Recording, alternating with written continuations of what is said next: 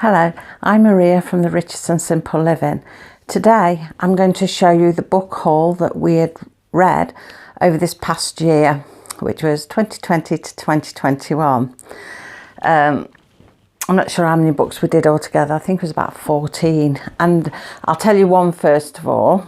It was Carrie's War.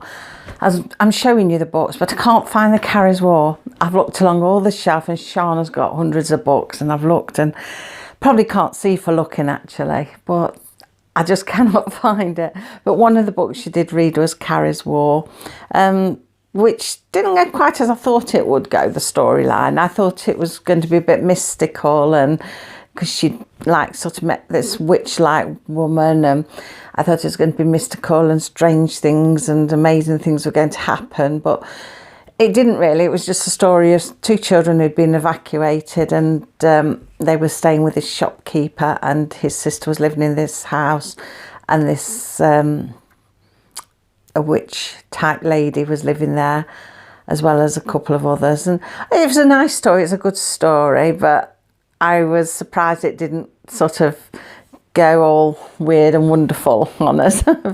It was a nice story. It was nice to read, so I would recommend reading it, yeah. Unfortunately, I can't show it you because I can't find it.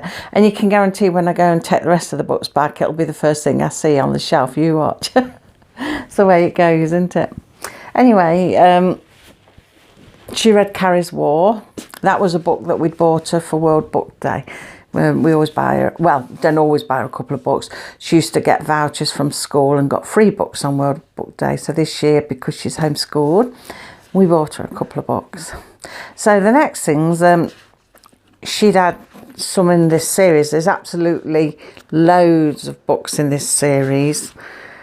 Sort of what was type things they're called. And really good. They do them on all kinds of people, historic characters, events. Shall I bring you down a little bit so you can see the books better? Not without chopping my head off. There we are. Is that better? You see? So she'd done what was the Berlin Wall. She read through that. So obviously that's just telling you, well, brief history, because as you can see, they're quite small books, of the Berlin Wall, what it was and how it came down. And it's nice because they've got some pictures included as well. See, so I might have shown you these books before, but I'm just summarising what she's read throughout the year. So she's done the Berlin Wall. Another one in the series was What Was D-Day, which again, you know, is the brief history on it. And she read What Was Pearl Harbor, because she was really interested in Pearl Harbor, and she was doing some self-led work on that, and watching documentaries and things on Pearl Harbor and reading up about it, Googling it. And she also asked for the film at Christmas time, Pearl Harbor. So yeah, she's quite interested in that. So that was a good book. These are good little books actually, just to use. Not just as read alouds. I mean, Sean used these as read alouds, but using the education.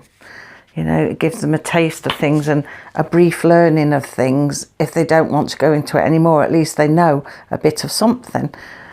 But if they like what they see, then obviously they can go into it further. Got What Was the Bombing of Hiroshima, whichever way you say it. Everyone in our house seems to say it differently. So yeah, there was that. And what, oh dear, they're all falling down. And What Was the Holocaust? That was a nice little look into it. She has got some other books. She's got a nice Anne Frank book and that book.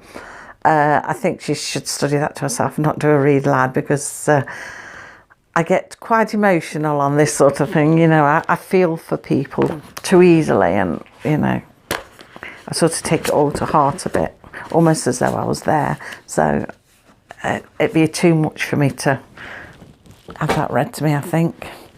But she has got books on that sort of thing, and I think it's important for her to look things up like that. And following on from things like that, she had a book called Number the Stars. This was one we got her for World Book Day. This was a nice story. Not too big a book. It was a nice story about a little girl. I think it's in Copenhagen. And there were two little girls. One was a Jewish girl and one wasn't. And obviously when the Nazis came and rounded up all the Jews, the non-Jewish girl's family, who were friends with the Jewish girl's family, decided to help her escape. And it turned out that the brother of the little girl's uncle, I should say then, was one of them who helped a lot of Jews escape. So yeah, that's quite a nice story. Sean did enjoy that, and it's not one we'd heard of before, so that was a nice read. Then we just go on to reams of Jacqueline Wilson, because when we first started reading, Sean is mad on Jacqueline Wilson. I mean, she's slowly sort of grown out of it now, but she's got lots of Jacqueline Wilsons. And I noticed when I was looking for a bookshelf, she's got a lot more that she hasn't read. So I'm thinking this coming year, rather than buying books, we shall go through what we've already got, but we'll pick some out together, me and Sean, and we'll show you what we picked. An off-the-shelf haul. Books to read aloud for next year. So yeah, because Jacqueline Wilson, Sean's sort of at the top age range now. Sean's 12, coming into 13. So that's the sort of very top end of Jacqueline Wilson's range that she writes for. So I think this year, if she gets all these books read, she can get away with it this year, but she'll probably want something more by next year. I mean, she is now slowly progressing into different things, so we need to get the rest done, really.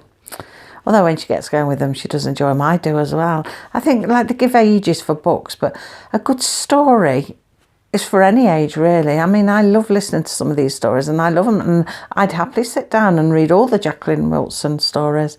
She had a favourite author before Jacqueline Wilson was Daisy Meadows, and they like smaller children's stories, magical fairies and things like that, and horse stories she's got, animal kingdoms, and I'll gladly sit down and read all them. I think if a story's good and captures your imagination, you know, it doesn't matter what age you are, really, does it? Unless such thing as too small or too old or what have you, you know. If you enjoy it, you enjoy it. Anyway, Jacqueline Wilson's. She did The Worst Thing About My Sister. And this was like two girls who just sisters who continually fought each other. One was older than the other, and sort of one was all makeup and girly things, and the other was, because she was younger, was more like a tomboy. So they sort of clashed all the time. So yeah, that's the story of them. Worst Thing About My Sister. Eventually they got along after a fight, and one landed up in hospital. But yeah, I shan't tell you too much in case you want to go and buy it. Another Jacqueline Wilson one we read, Clover Moon. Now, Sean has read all of the Hetty Feather series, and a lot of these sort of books, sort of spin-offs, characters that have sort of interwoven through Hetty Feather's books and whatnot. So they make a good story. And she's bought another one out a couple of months ago. It came out. I can't remember what it's called now. And it's got one of the famous characters in, but she doesn't say who. So I'm going to order that from Amazon. Be saying she's getting too old for Jacqueline Wilson, but you've got to, you know, find out, haven't you? I think my curiosity is to want to know what character is and what the adventures are. But yeah, we may get that one actually to read for read alouds. So yeah, Clover Moon. Yeah, I've read so many of these, and there's so many similar type of stories, like poor children, some are orphans, some aren't, that have to sort of thrive through Victorian London with different adventures. I muddle up which one has had what adventure. And then when they sort of interweave together, then I muddle up who's who. So you have to sort of read them one after the other. So you're sort of following the story. Because like now, coming back to it, it's like, now which character was what? So yeah. Clover Moon was the girl who lived with all her stepbrothers and sisters. She had a real sister who died. Her mum had already died, her dad married again, and got this awful stepmother and lots of kids. She was expecting to look after them, and I've said that word, kids, again, children, trying not to say that word, and lots of children, and she was left to look after them.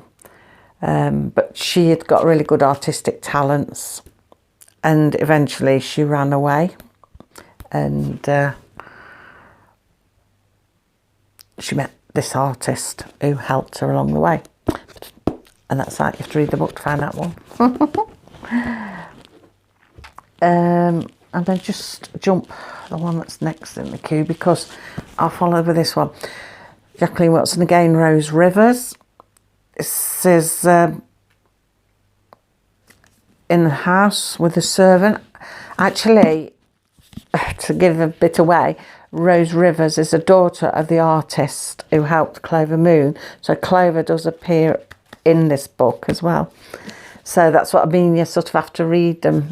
They find out which order they come in and read them, so you get a good picture of the story, even though there's lots of different characters. So yeah, this is about then the friendship that Rose strikes up with Clover, and she has many adventures of her own as well. Her mum and dad have got a bit of a shaky marriage. Not as much a dad, but her dad was a poor artist. Her mum come from a wealthy family, and like her family was sort of keeping them in a big house and everything. So there was a bit of friction. But yeah, that's a good story. That's a good adventure. So we'll go to this one then. Another Jacqueline Wilson one, Vicky Angel. This was about two girls who were best friends. One was quite a bossy girl and the other was a quieter one.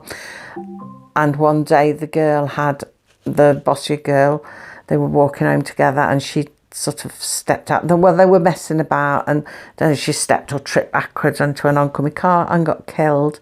And then next thing, the other girl was seeing her everywhere. She was appearing with her and blaming her for her death, and she was preventing her from moving on in life. And in the end, she had to see like a psychiatrist type woman, and this Vicky Angel said, no, you don't see her. So it leaves you at the end thinking, was Vicky Angel really somebody had come back, a friend had come back, or was it a figment of her imagination? Guilt had got the better of her, and she couldn't move on. So she'd got that barrier there in the form of Vicky Angel, preventing her moving on and making new friends because she felt so guilty. So I go with that one, the latter. So that's quite a good book. Jacqueline Wilson's Wave Me Goodbye. That was about a young girl evacuee, and the adventures she had staying in this big house with a couple of other evacuee children who she didn't know, and how the relationships built up and how they got on and everything. This wasn't as good as what I thought it would be. I thought they'd have a lot more adventures, but it's more about the struggles that she went through and the emotions, rather than erring on the side of adventures too much. So it's more, the struggles of how they got on. So it was all right, but I would have liked a bit more excitement. But then I suppose, if you'd have been an evacuee in those times, it would have been all struggles and worries, and problems. So yeah, that was a nice thick book actually. It's a good thick book. So I read that. And then last but least, we'd read Jacqueline Wilson's Hetty Feather's Christmas. That one didn't take us too long because it wasn't a very big book. And like it says, it just featured one of Hetty Feather's Christmases. So I'm not sure actually if Hetty had got taken to the big house where she got took out for the day for Christmas, taken out for the day of Christmas. And I'm not sure if it was, to the Rivers household. Rose Rivers, was it? Rose Rivers. So she'd spent a Christmas there. So all of these characters intertwine. So that's why I want to get the new book to see what happens there for her. So yeah, that's what we read. Quite a lot of Jacqueline Wilson's. That's what we'd gone through this last year. Oh, and the Ghosts. I've recently showed you that. We did the Ghosts. That book actually belongs to me. A children's book, but I've got the movie and we're going to sit down and watch that this afternoon because we've just finished reading the book. Sian's at the moment, she's doing some Viking runestone writing, and so we're going to sit down this afternoon and watch the movie being we've finished the book. So yeah, that actually is mine because I had it when I was a child and it got that tattered and worn out that it fell apart and had to be thrown away. So I got bought a new one a few Christmases ago. For a while they were very hard to get hold of, and then they come out and with DVDs, this sort of made a revival, and so somebody bought me a set. Can't remember who bought it me now, one of my family, and bought it me because they knew I always wanted it. So I said to Sian, oh, we've got to read this, finish the summer term off and by reading The Ghosts, and then we'll watch the movie. So that was the last thing we've done. That's what we've done.